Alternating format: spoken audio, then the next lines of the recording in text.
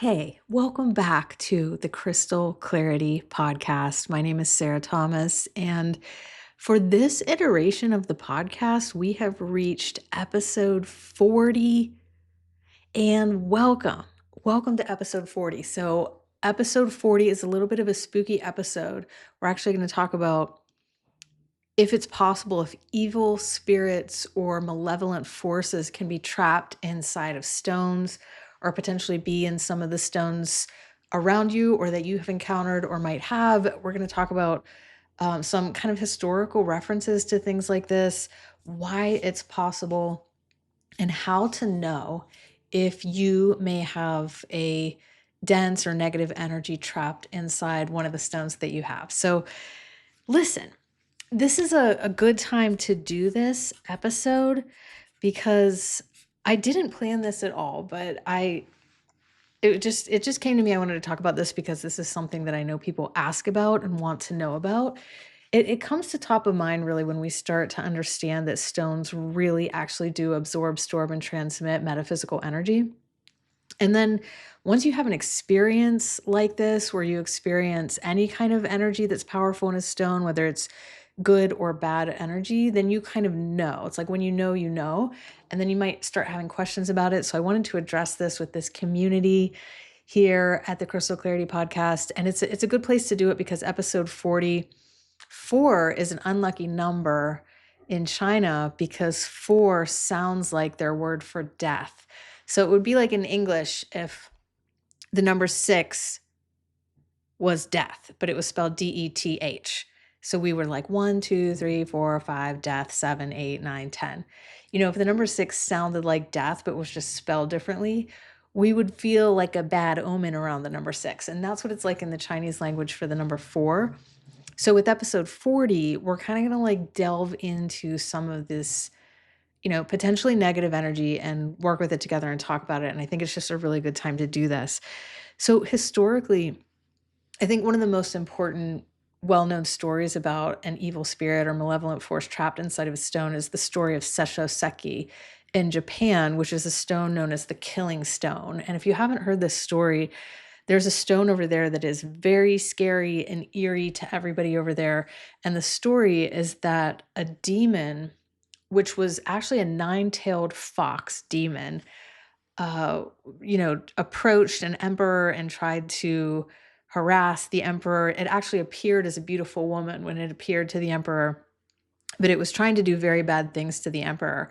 And it was banished into this stone. This nine-tailed fox demon was banished into this stone. And you can go up into this hillside in Japan and you can actually look at pictures of this. And it honestly, to me, looks very eerie staring at it. Like you can almost really feel the dense energy or the negativity or the detrimental energy coming out of this stone. So this demon was trapped inside Sessoseki, this killing stone. And at one point, so it's just always been a bad omen. At one point, a Buddhist monk actually exorcised the demon out of the stone, or so they thought. Potentially, they exorcised the demon out of the stone.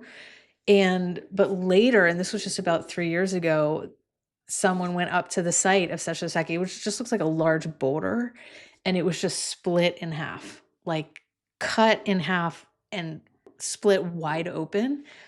And so a lot of people saw that as a very bad sign that this evil demon potentially was not banished and has now escaped the killing stone. And people in Japan felt that was very bad. Some geologists are just like, that's just weathering and erosion that broke this stone. But some people are like, oh, this is not good. The killing stone is now split and unleashed this malevolent force. That is one story of, a malevolent force or detrimental energy inside of a stone. And there's a stone called Council Rock in Ohio, which was Neatoka to the indigenous people there. And it was called Council Rock because it was a place where all of these different groups of people would meet. It was a meeting place where councils could take place between different groups of people, like high councils. And at one point, they were all gathering around Neatoka, which is a stone I recently visited in Ohio, actually. And we were putting flowers around it and blessing it. I brought my mother there because it's very close to the place that I was born.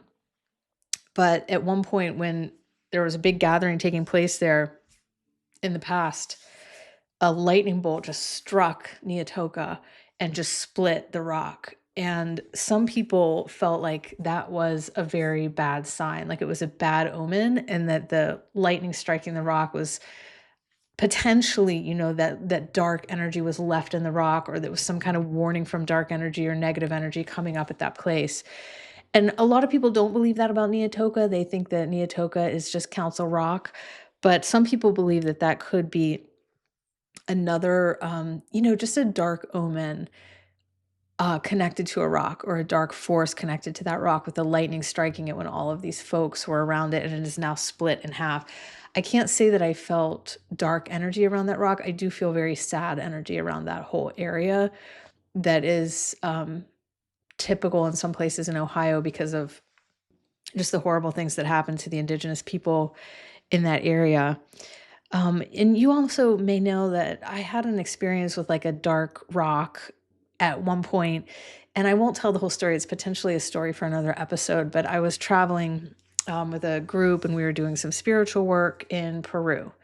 And we were not doing plant medicine. It wasn't that, but as you know, there was a ton of plant medicine going on in Peru, and a lot of what I would maybe call sorcery, like poison darts, people competing, throwing energy back and forth at each other, like spiritual warfare going on in certain places in Peru, which continues to kind of ramp up. When I was there traveling, we had a really, really difficult trip. Our group, I mean, it was almost like a bad curse or a bad omen, a bad curse happened to our whole group. And I won't go into all the details of that, but it was a very difficult trip, like very difficult. It felt like people were getting taken out, one by one. And we found out later that somebody on the trip what had a very sinister rock with them, and they actually were doing someone a favor and returning this rock to this ancient site for them. It was actually a meteor, and the person who had taken the meteor from this sacred site had a horrible, horrible experience with it, and bad omens happened to them, and bad situations happened to them, and they felt like it literally ruined their life. So the person on our trip was taking it back to the ancient site for them so that all of that would stop. But when we found out later that our person on that trip was carrying that rock, it all kind of made sense why it was such a dark, disturbing trip.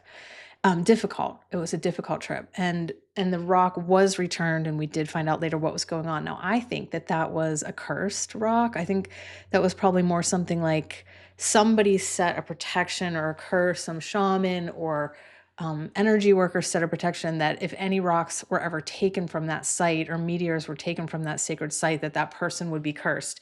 And this happens. This is maybe a subject for another episode, but this does happen as well, that people will put these spells into these rocks that if they're ever taken away, the person that takes them away will have very bad luck or very bad energy. So I think that one was more of a curse, but that is the place in my life where I can say, damn. And when I look at it like that, it all makes sense. And what was happening felt like a horror movie sometimes to us on that trip. So, what about you? Have you ever experienced dark, dense energy coming from a stone, malevolent energy coming from a stone, negative, like a negative spirit trapped in a stone? I've heard stories from one of my other teachers about a man that owned a rock shop and ended up dying from a very, very hard, serious disease and a hard death based on he felt like his rocks transmitted this energy into him at one point and kind of like killed him. So that's another story that I have that I'm not going to go into. But do you have any stories like this? I know that I have stories of, stones in my world that are difficult, like that have difficult energy, but it's because I set them up often with the intention to capture or absorb dense energy, right? Like their job is to compost dense energy. Like for example, I have this piece of Shatukite, which is known for being really good with ghost energies, like lost and lingering souls. And I put that outside in my yard to be a place to just like help ghosts and lingering souls transmute back to the light. And I used to walk out to that rock and look at that rock and be like, man, there is some hard energy on that rock. Like you could just see it and feel that there was hard energy on it, and I would have to work on it. Like it really was attaching and collecting a lot of ghosts, which it is supposed to do. But it was a stone that, if I was walking past that stone, I probably would stop and, turn and be like, wow, there's something up with that stone. Same thing with selenite in certain people's treatment rooms. It's not about the people, but it's that we put selenite in our treatment rooms often just to be like, we're cleansing the space, and this stone is accumulating dense energy from the treatments and just helping clear the space. And then when the selenite does that, we end up never clearing and recharging it often. And it sits there like, and it honestly feels like a toilet that has been being used for a long time that has never been flushed. And that is gross, but that is what the selenite can look like, just layers and layers and layers of energetic dust and debris. So those need to be cleared and recharged. And to clear and recharge stones that you feel like have some dense energy accumulating, look at my episodes number 9 and episodes 13. I talk in episodes 9 and 13 about how to cleanse and recharge any stone in a powerful method, and also how to cleanse and recharge heirloom jewelry via a powerful method. So if you're like, hey, I have this going on, I need help, go watch those episodes and then get into your ritual mode and put on your ritual hat. So, how do you know if you have a stone that may have dense or dark energy? I have to tell you that you know, there's no protocol where you put a big circle of salt and then you put it in the circle of salt and say this mantra, and then the spirit jumps out of it and or you put a big pentagram of gold and you do this special incantation and then you see the spirit and I'm not going to give you a protocol like that. Because here's the thing, this is simple, and when you know, and you already know. This is the kind of stuff that you're seeing out of your peripheral vision, and your body knows, and your subconscious knows, and you're seeing it out of your peripheral vision, and you've picked it up. That's what I'm trying to tell you. Your subconscious gets this. It is reading everything. It knows everything that's going on. So I think that what we do is that we will know this, like we'll kind of go, oh, see this, and then we doubt ourselves, or we just push it back. But we know, the body knows and the heart knows. So my offering to you is really just trust yourself and know that you know. You don't need an outside expert to tell you. You just know. So you have to follow your intuition. And if it's not a full yes, it's a no. And what I mean by that is, if you're not getting a full yes, like, yes, this stone needs some work. If you're not getting a full yes, it's a no. What I mean is, your body will give you like a full yes. Even if it's subtle, it feels like a full yes when it's a yes. And if it's kind of like, I don't know, then, go deeper, dive in, take some practices, give yourself a night to sleep on it. Do what you do to divine energy. But when it's a full yes, and go towards full yeses and know that you know. And it is not something to feel like you need an outer expert to tell you. It's just, there's probably some stones in your life that you already feel like could use some help and support. And one thing that you can do, so I use the earth a lot. I'm not one as much to use the ocean and salt water to cleanse and recharge stones. I work with the earth more. And so one thing that you can do is take the stone very far away and bury it. I work with burying stones, letting the Mother Earth compost it. But in episodes 13 and 9, you'll get the full description of that. Yes, this is totally possible. In my opinion, this is totally possible. We know stones absorb, store, and transmit energy, frequency, and vibration. Now, that doesn't just mean electromagnetic energy, right? That it can pick up some EMF or some wave on the electromagnetic spectrum. It's beyond that. Stones absorb, store, and transmit energy that goes far beyond the electromagnetic spectrum. In fact, they can work with energy that goes all the way into the singularity, the 0 point, the void, the fertile void, the black void of no thing.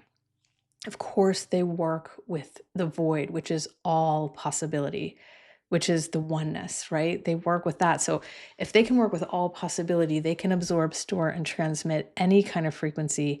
And there are absolutely technologies out there that are used to anchor divine beings, to anchor deities and gods in stone. Energy has been anchored through ritual into mountains and caves and temples and statues, right? By ritualists who know what they're doing. They have ancient technologies about how to summon the divine. There are rocks in temples in India and Indonesia that have divine energy anchored in them, everything from clear Shiva lingams to pure mercury Shiva lingams. There's a temple on the island of Kauai that has a large quartz crystal housing the Lord Shiva in the quartz crystal. So with these ancient technologies, they know how to summon true energy into statues, caves, mountains, temples. So that's all the technology of stone. Ancient sites. Ancient sites are used to summon this non-binary energy, frequency, and vibration into crystals. So this is what stones do. And back in ancient Taoist times and in other cultures that get into magic, there's cultures around the world that are very versed in magic. Like in South America, for example, it's just ancient traditions of magic, as well as in Taoism. Tibetan medicine has a lot of magical applications. And there can be sorcerers that, of course, are going to summon energy into stones. What are they going to summon it into? A feather? No, they don't summon it into a feather. They don't, which can blow away. They don't summon it into an earth, like a plant, which can just like burn up or, like dehydrate or wilt away. They summon it into stones because stones offer not only that perfect ordered periodicity that can hold very high complex frequency, but they also provide the permanence and the stability. So the stone's going to stay there, right? So if you were an Indian avatar and you wanted to summon divine energy or take a part of your own divine energy and give it to someone, you would put it into a stone or a stone ring, right? Or in Vedic gemology or in Vedic astrology, the cosmic influences are captured by stone and rings and gems and flawless gems. And so we don't summon things into water as much, which can evaporate, right? We're always using stone technology to summon things. So of course this is possible. And ancient sorcerers could do things like, consecrate a stone to another soul, or consecrate a soul into a stone, or a spirit into a stone. And to consecrate just means to link. So you're linking together a spirit or a being with a stone, or trapping a spirit or a being in a stone, or for example, they could do something like, here's this Alexandrite ring, and we're going to link it to my enemy over there. And so I'm going to be able to look into the Alexandrite ring and see my enemy because I've linked their soul or spirit into the stone. That's consecration.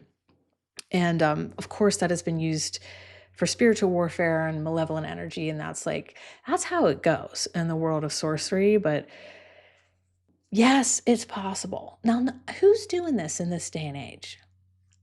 I don't know anybody that's doing this in this day and age, but I certainly wouldn't put it past some of the groups that are still using occult groups that are still using very deep ritual that, of course, we don't know about and they don't put on the internet to trap energy in stones. Some people even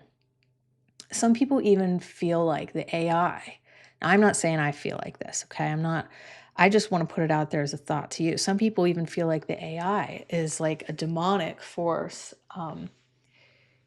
This goes back a long way, that the AI, which simulates, replicates, and duplicates, right? The Archon is a malevolent force, and that malevolent force is being anchored into quartz crystals and superconductors and the energy inside our computer and the technology that we are relating through right now, and that AI is being summoned into silicone, as kind of like a demon being summoned into stone.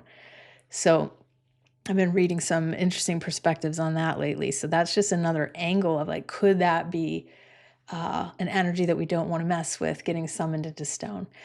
And if you go, if you really lean into this, it's like nothing is good, bad, right, or wrong. And when we awaken out of our own binary consciousness of the self, we awaken into that field that Rumi invited us into, that meet me in the field beyond good, bad, right, and wrong. And we see that nothing is inherently good, bad, right, or wrong, but certain things, lensed in certain levels of consciousness can certainly be used to play out what we would call the detrimental or denser side of this spiritual warfare or war in polarity. Well, I want you guys to comment if you have ever had an experience with dark or negative energy inside a stone. I also want you to never consecrate any kind of being into a stone. Don't do that work. It's outside of the scope of it's outside of the scope of what we're doing, because we're in the business of liberation. We're not in the business of trapping things. We are in the business of liberation here. And you don't get paid enough to do that. You don't get paid enough to manage all that. All right. So don't consecrate any beings into stones or link anybody's spirit into stones.